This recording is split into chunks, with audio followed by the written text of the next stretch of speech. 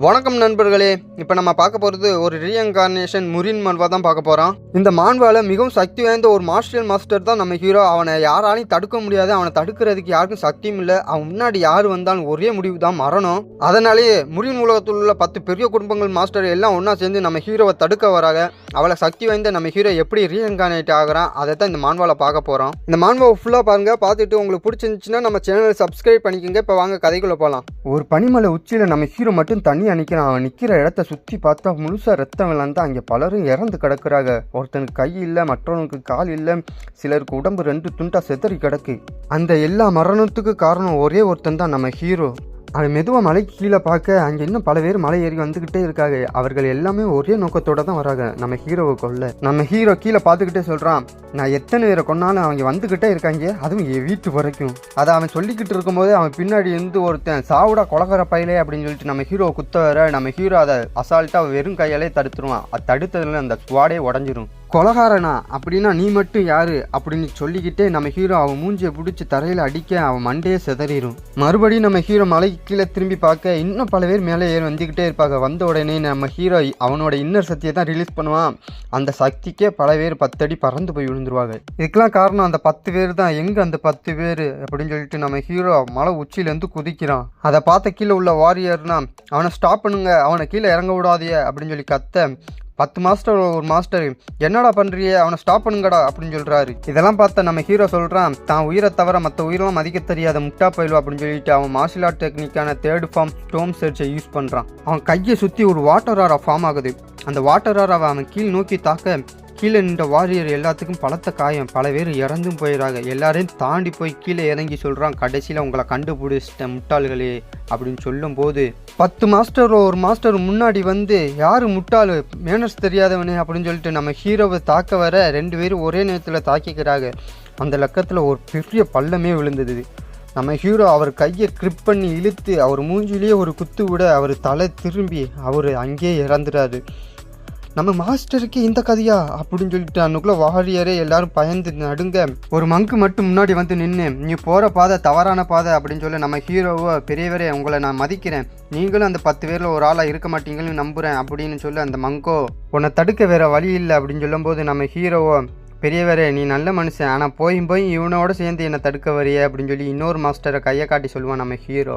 அந்த மாஸ்டரோ கோவப்பட்டு நம்ம ஹீரோவை தாக்க வர நம்ம ஹீரோ அவனோட இன்னர் சக்தியை ரிலீஸ் பண்ணி ஒரு சவுண்ட் வே விடுவான். அந்த சவுண்ட் வேக்கே அவர் பிளட் வாமிட் எடுத்து கீழே சரிஞ்சிருவார். அதை பார்த்த நம்ம ஹீரோவை, எல்லா இலக்கத்துலையும் பிரச்சனை பண்ணிக்கிட்டு இருப்பேன், நான் கிரேட் ஈவில் சர்வெண்ட்டுன்னு சொல்லிக்கிட்டு இப்போ பாரு நீ கொடுமையாக சாக போகிற அப்படின்னு சொல்லி அவன் முடியை பிடிச்சி அவன் மூஞ்சிலே ஒரு பவர்ஃபுல் பஞ்சு வைப்பான். நீ ஒரு பூச்சி கூட சமமில்லை புரியுதா அப்படின்னு நம்ம ஹீரோ சொல்லிக்கிட்டு இருக்கும்போதே பின்னாடி இருந்து, எப்படி நீ அவனை தாக்கலாம், இரு நாங்கள் அவன் உயிரை எடுக்கிறோம் அப்படின்னு சொல்லிக்கிட்டு 2 மாஸ்டர் நம்ம ஹீரோவை தாக்க வர நம்ம ஹீரோவோ அந்த அட்டாக்கை ஈஸியாக அவன் 2 பேரில் தடுத்துட்டு சொல்லுவான், உங்கள் 2 பேருக்கும் சுயமாக சிந்திக்கிற திறமையே இல்லையா அப்படின்னு சொல்லிட்டு அவன் கவுண்டர் அட்டாக் பண்ணுவான். அந்த அட்டாக்கில் 2 பேருக்கும் பலத்த காயமாயிரும். அப்போது திடீர்னு அந்த மங்க் அவரோட வஜ்ராபாடியை பயன்படுத்தி நம்ம ஹீரோவை எப்படியோ பிடிச்சி வானத்துக்கு கூட்டிகிட்டு போயிடுறாரு. நம்ம ஹீரோவை இதை நீ பண்ணக்கூடாது அப்படின்னு சொல்லிட்டு எவ்வளோ தாக்குதல் பண்ணாலும் அவனால் அதுலேருந்து தப்ப முடியலை. அந்த மங்கால் அந்த தாக்குதலை தாங்கவே முடியலை. அதனால் அமிதாபா புத்தா என்னுடன் உள்ளார் அப்படின்னு சொல்லிட்டு அவர் ஃபுல் பவரை யூஸ் பண்ண கோல்டன் ஆரா இன்னும் அதிகமாகுது. நம்ம ஹீரோவோ, பைத்தியம் பிடிச்ச வயசானவரே என்னை விடு அப்படின்னு சொல்லிட்டு எவ்வளோ முயற்சி பண்ணாலும் அவனால் முடியலை. நீ விட்டு கொடுத்துரு, நீ எவ்வளோ பெரிய மார்ஷியல் மாஸ்டராக இருந்தாலும் உன்னால் இதை தடுக்க முடியாது, ஏன்னா இது புத்தா கொடுத்த பிளெஸ்ஸிங் பாடி அப்படின்னு சொல்லிக்கிட்டு அவரே சாக்ரிஃபைஸ் பண்ணிக்கிடுவார். அப்போ அங்கே சுற்றி கோல்டனாரா ஃபார்ம் ஆகி ஒரு பயங்கரமான வெடிப்பு வெடிக்கும். நம்ம ஹீரோவோ, இதை இப்போது நிப்பாட்டு, 2 பேரும் சேர்த்தே கொல்ல போறியா அப்படின்னு சொல்ல அந்த மங்கோ, எப்படி என்னால் உன்னை நிப்பாட்ட முடியும், இதை தவிர வேறு வழியும் இல்லையே, இனிமையாச்சும் அமைதியாக வாழு அப்படின்னு சொல்லிட்டு அவரே சாக்ரிஃபைஸ் பண்ணிக்கிடுவார். கீழே உள்ள வாரியர்களும் மிச்சமுள்ள மாஸ்டர்களும் அந்த மங்க் அவரே சாக்ரிஃபைஸ் பண்ணிக்கிட்டு அவனை தடுத்துட்டாரு. நம்ம வின் பண்ணிட்டோம் அப்படின்னு சொல்லி எல்லாரும் கொண்டாட அங்கே நம்ம ஹீரோவுக்கோ அவனை சுற்றி கோல்டன் சக்தி மூடி இருக்க நம்ம ஹீரோ மனசுக்குள்ளே நினைக்கிறான், முட்டாளை முடிவில் என்னாச்சும் பாரு, சன்குக்கு போலவே நான் புத்தா கையில் மாட்டிக்கிட்டேன், ஆனாலும் நான் நினச்ச மாதிரி இது அவ்வளோக்கா மோசமாக இல்லை, இதில் இருக்கிறது கூட கொஞ்சம் சுகமாக தான் இருக்குன்னு நம்ம ஹீரோ புத்தா கையில் கிடக்கிறதா நினச்சிக்கிட்டு புலம்பிக்கிட்டு இருக்க அந்த டயத்தில் திடீர்னு அவனை சுற்றி இருந்த அந்த கோல்டன் சக்தி இன்னும் அதிகரிக்குது. என்னாச்சு, திடீர்னு என்னாச்சு, எங்கே இருக்கேன் அப்படின்னு நம்ம ஹீரோ கண்ணை முழிச்சு பார்த்தா முன்னாடி ஒரு பாட்டிமா நிற்கிறாங்க. அந்த பாட்டிமாவோ ஆண் குழந்தை பிறந்திருக்கு அப்படின்னு சொல்ல வெளியே இருந்து யாரோ கேட்பாங்க, என்ன சொன்னீங்க, ஆண் குழந்தையா, ஆமாம், ஆரோக்கியமான ஆண் குழந்தை, அம்மாவும் பாதுகாப்பாக இருக்காங்க.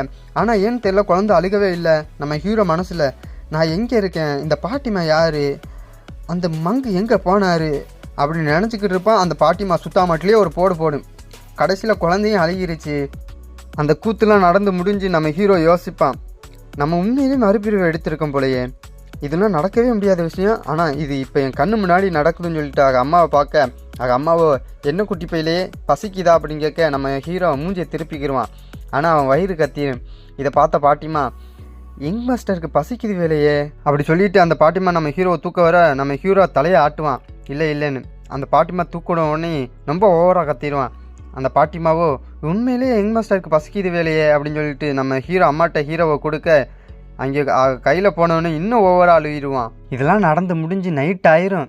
அப்போல்லாம் நம்ம ஹீரோ யோசிப்பான், ஒரு ஆம்பளையாக இருந்துட்டு என்னால் பசியை கூட கட்டுப்படுத்த முடியலையே, அதுவும் நான் master of the dark art, இதுக்கு எல்லாமே காரணம் அந்த மங்கு தான் சொல்லிட்டு அந்த மங்கை திட்டிக்கிட்டு இருக்க அவன் டைப்பர்லேயே போயிடுவான்.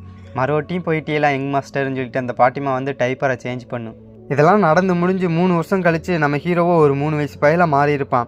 நம்ம ஹீரோ அவன் பாடிகார்ட்ட ஒரு வூண்ட் ஸ்பாட் செய்ய சொல்லியிருப்பான். அந்த பாடிகார்டோ, யங் மாஸ்டர் இது ஃபஸ்ட் கிளாஸ் கார்பெண்டரால் செய்யப்பட்டது, இது உண்மையிலேயே உங்களுக்கு தேவையா அப்படின்னு சொல்ல, பயப்படாத, ஆனால் இதை மட்டும் அம்மாட்ட சொல்லாத, சீக்கிரட்டாக வச்சுக்க அப்படின்னு சொல்ல அந்த பாடிகார்டோ, இது முன்பே நீங்கள் பர்மிஷனை வாங்கியிருந்தால் இது தேவையில்லையே அப்படின்னு சொல்ல, எனக்கு தெரியும் அப்படின்னு சொல்லிட்டு நம்ம ஹீரோ போக, அந்த பாடிகார்டோ, யங் மாஸ்டர் நான் வெளியே தான் நிற்பேன், ஏதாவது இருந்தாலும் பிரச்சனையாக இருந்தாலும் என்கிட்ட சொல்லுங்கள் அப்படின்னு சொல்லுவான். அவன் ஸ்வாடை கொண்டு போய் ஸ்வாட் பயிற்சி செய்ய போக அப்போல தான் நினைப்பான், அப்பா நம்மளை வாட்ச் பண்ணுறதுக்கு ஸ்ட்ரேஞ்சாக ஏதாச்சும் ட்ரிக் பண்ணியிருப்பாருன்னு சொல்லிட்டு அவன் இன்னர் சக்தி ரிலீஸ் பண்ணி சரௌண்டிங்கை பார்க்க 3 பேர் இருக்காங்க, இல்லை 4 பேர் இருக்காங்க.